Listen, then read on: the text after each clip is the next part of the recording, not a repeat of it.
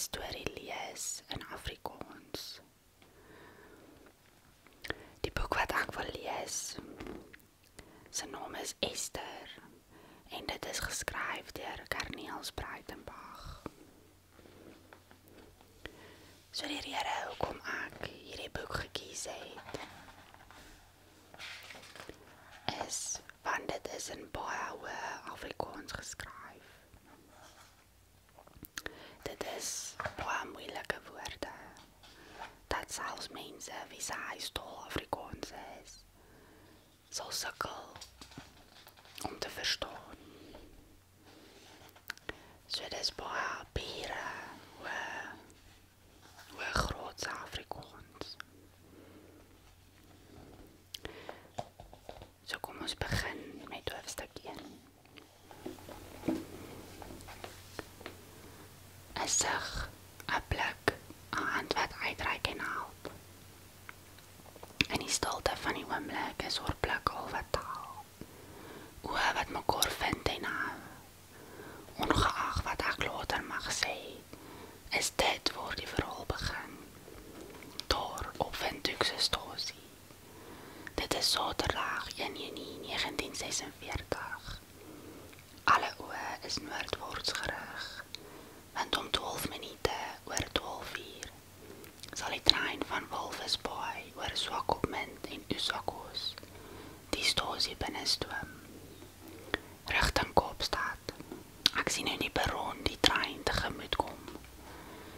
Die dreuning van die bewegende trein, die geblaas van ontsnappende stoom, die klank van stoel op stoel, soos die waans wiel vir wiel wil deel doen om die momentum te tem. Vereers kom alles tot stilstand op die stasie se skoon perron, met die wye blou hemel en winterson as getuies van die verlies, onbeweging en die vredigheid van daardie oomblik. Stasiepolisie onbeweeglik, sandbakke vir sigarette op hul plek, volle stromme en bankies waar mense kan sit, maar niemand veroorloof. Hulle nou, so likte nie. In die strate rondom die stasie is daar 'n geskarrel, maar dit is nie genoeg om enigiemand te oortuig dat vandag anders sal wees as ander Saterdae nie. Prentjie mooi sekerlik, maar net vir hulle wat siende blind is.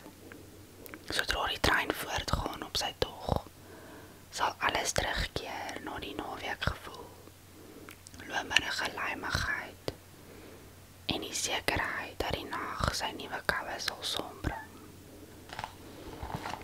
Vir die volgende 18 minute behoort die stasie aan adjutant-offisier Dieter Bergman en die Suid-Afrikaanse polisie.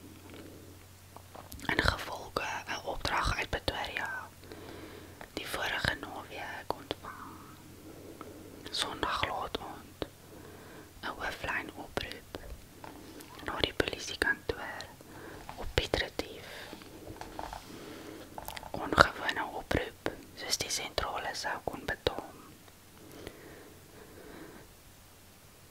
Die gesprek verrassend tog nie so sensitief dat dit nie herhaal kon word nie. Die beller was vol belangrikheid. Sy versoek was opdragte, sy rang die seel. Al wat die beller behoort te verbaas het, vernaam soos hy is, was dat Bergman nie self verbaas geklink het nie, toe hy daar in Piet Retief se polisiekantoor eers sy pet met die foon se pakke lied gehoorstuk, effens weg van sy oor gedruk, voordat hy begin praat het.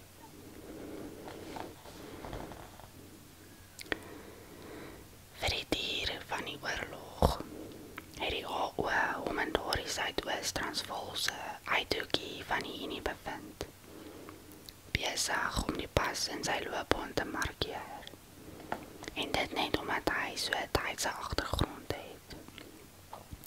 Sy bevordering onverwags het net voor die oorlogsjare gekom. Die verlangsaming van verdere bevordering het vir hom begin met die tydse suksesse in Europa. Hy het geen plesier daaraan nie om tyds te wees in 'n tyd waarin die stank van die Here soos 'n kleed gedra word deur alle tydsprekendes. Maar hy verdier dit ter ere van sy moeder.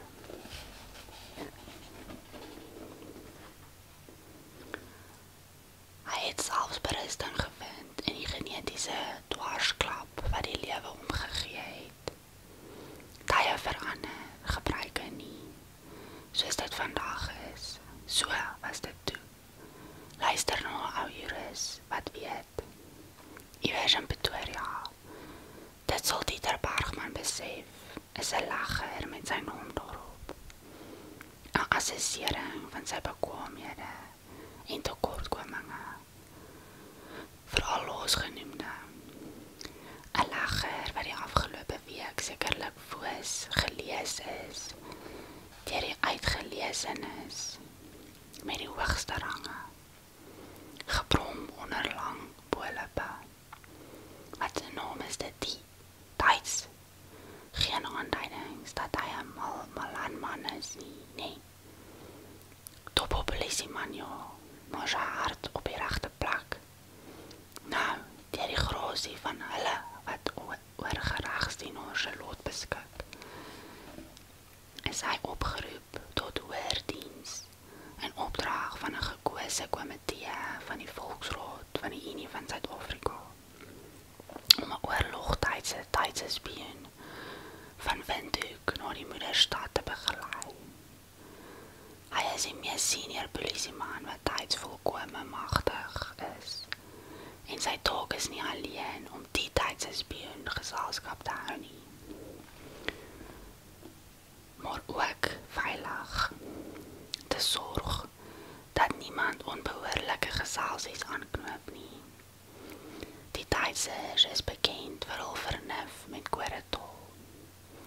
En hy wat in sy relatiewe eensaamheid op Piet Retief gedink het die oorlog is verby, Hitler en sy magte is verpletter, bevind hom skielik die bewaker van een van die laaste reste van die tydse spionasiediens van die noorde tot onder in die Kaap, oorsien en oor een van die weining flonkerende starre wat oorbly van die voerder se verskote hemeltrons.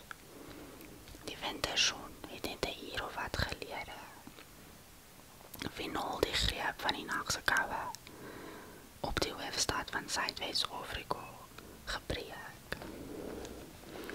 Maar O.O. Bergman merk die sweet reeds van die portierse gesig tap. Sy eie uniform voed vir hom knap, beklemmend, maar dan, hy het goeie rede. Hy het na ontbyt nog geen kans gehad om behoorlik stil te sit nie. Die brigadier sal baie tevrede wees. Die baller. Jy sal weet wat aan die gang is, Bergman. Die brigadier se stem, aanvanklik effens vollerig, het skielik skarp deurgekom met die hooflyn oproep, sodat Bergman geen verwarring gehad het met die brigadier se Engels nie. Maar dit is onnodig dat die hele trein daarvan hoef te weet. Wil nie hê almal moet kom staar na die tydse spioenie wil ons. Nee, die trein se personeel hoef te weet van Hitler se laatbloeiende blommetjie en jy en jou konstabels. Konstabels het al Bergman gevra. Gaan ek hulle nodig hê? Ons sal vir jou 2 in Pretoria gee wanneer jy hier aankom op pad na Windhoek. Was dit 'n effense ergernis van die Piet Retiever en die brigadier se stem gehoor het. Die AO het vroeg in sy loopbaan al geleer dat mense met hoë range nie altyd gediend is om vrae van hul minderes te beantwoord nie. Ligloop, die brigadier vra die vraag. Wanneer verwag u my, brigadier? O, Bergman moes die bakkeliedste telefoon teen sy oor vasdruk, ijskoud in die bitter wintersond. Die polisiekantoor van Piet Retief so sonder enige verhitting, en die windjie van Swaziland se gebergtes se kant waar die kook onder vriespunt druk, onvoelbaar.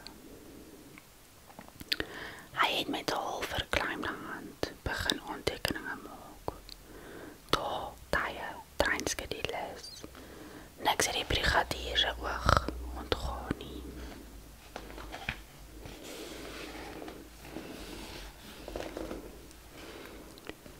Die AO was verbuister oor alles wat die brigadier vanuit Pretoria voorsien het. Alles presies en stip. Na die oproep het hy instruksies vir die stasie se personeel gelaat en huis toe gegaan om sy goed te gaan pak en gereed te kry vir die volgende dag se rit Pretoria toe, sonder om 'n woord teenoor enigiemand te rep oor sy opdrag. Streng volgens instruksies. Brigadier Thomas Butler is so Engels as wat kan kom. Vanweë sy rang lank nie meer in sy natuurlike habitat Johannesburg, met die Randklub as sentrum nie, maar 'n bekeerde Pretoriaaner en so gelukkig in sy koloniale herehuis in Arcadia as 'n oetjie in slijmgrond. Toe Alwe Bergman die brigadier die volgende dag van aangesig tot aangesig ontmoet, was daar 2 konstabels by hom in die kantoor. Been regop langs die kapstok, 'n meubelstuk vir jasse en sambrele, volgens uniale reglement deel van senior offisiere se ambulement. Maar in Pretoria gans oorbodig. Dit het by Bergman opgekom dat die konstabel so perfek geplaas is in die binneontwerp van die kamer, dat hulle as noodsaaklike lewende huisraad beskou kon word. Laat daar nie van A.O. Bergman gesê word dat hy ongemaklik was in die geselskap van die brigadier nie. In elk geval nie soveel so, dat hy dit gewys het nie. Die A.O. is al lank genoeg in sy amp om gewoon te wees aan die koloniale bombasme van sommige van die SAP se senior offisiere. Maar hy het hom nog nooit as smidsman aan hul kant of as malanman teen hulle geplaas nie. Bergman het die wysheid van een wat dinge al gang laat gang. Door het nodig is vir hom om in te gryp, het hy nie. Hy het Butler se breë bors en vierhouding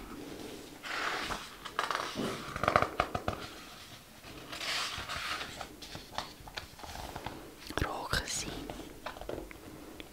Nee, sy die brigadier se volmaak gevormde snorretjie en skoon geskeerde wange opgemerk het, tot en met die fyn lyntjie van 'n skeerwond naby sy linkeroor, gemaskeer deur 'n ewe fyn lyn van 'n stipdik pennetjie. Brigadier Butler het 2 eilblou oë soos röntgenstrale ingespan om tot diep in Bergman se gedagtes te soek, terwyl hy hom ingelig het dat hulle self bevind in die geselskap van 'n konstabels, Fitzsimmons en Bentley, albei van die rand en albei tyds, magtig op standaard 6 vlak. Bentley, moet ek my van haas om by te voeg, is 'n Afrikaanse Bentley, wat sekerlik 'n getuigskrif is van ons nasiebou, sedert inniewording. Die brigadier het gelag vir sy eie wysheid. En Bergman, hy wat vir die dier van die oorlog sy plek so goed geken het, op Piet Retief, die vleniers van sy majesteit se koninklike lugmag, by die lugmag opleidingsentrum, daarnaby uit die moeilikheid gehelp het, wanneer hulle die boere, se dogters en diensmeisies van die omgewing met Britse saad verryk het. Hy wat waarskynlik selfbestem is vir afjongskarelskap. Hy het nie geweet of die brigadier 'n grapie maak of nie. Hy het 'n glimlag gewaag en in die rigting van die twee konstabels gekyk. Albei steedstonde het uit die kamer binne getree en hy hulle met die sapsalied gegroet het. Fitzsimmons en Bentley het nie geglimlag nie.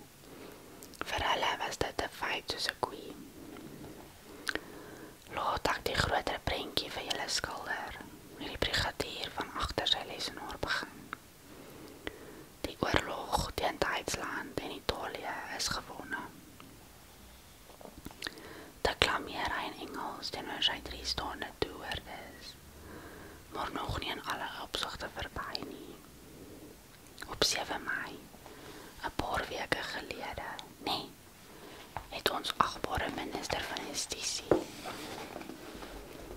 sy edele meneer Harry Lawrence, wat ek sekerlik nie aan julle hoef bekend te stel nie, in die Volksraad van die Unie van Suid-Afrika, tydens 'n verbale onderontsie met Dr. D.F. Malan.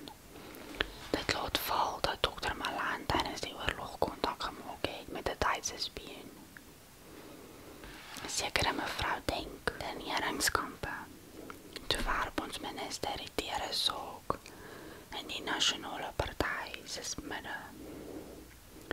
Vra die agbare lid vir Piketberg, wat tydens die oorlog gebeur het, sê hy. Dikkedaal Malan maak eers of hy niks weet nie. Toe sê die minister, vra vir Malan oor 'n mevrou Denk. Terwyl die lid vir Piketberg kriewel en die flautis wil kry, skree agterbankers aan regeringskant dat die minister moet uitkom met die volle waarheid. Hy moet ophou dinge insinieer. Dit is die einde van ons video. Ek hoop jy het dit geniet. Laat weet my in die kommentaarboks of jy graag die storie nog verder wil hoor. Baie dankie dat jy gekyk het en ek hoop ek sien jou in die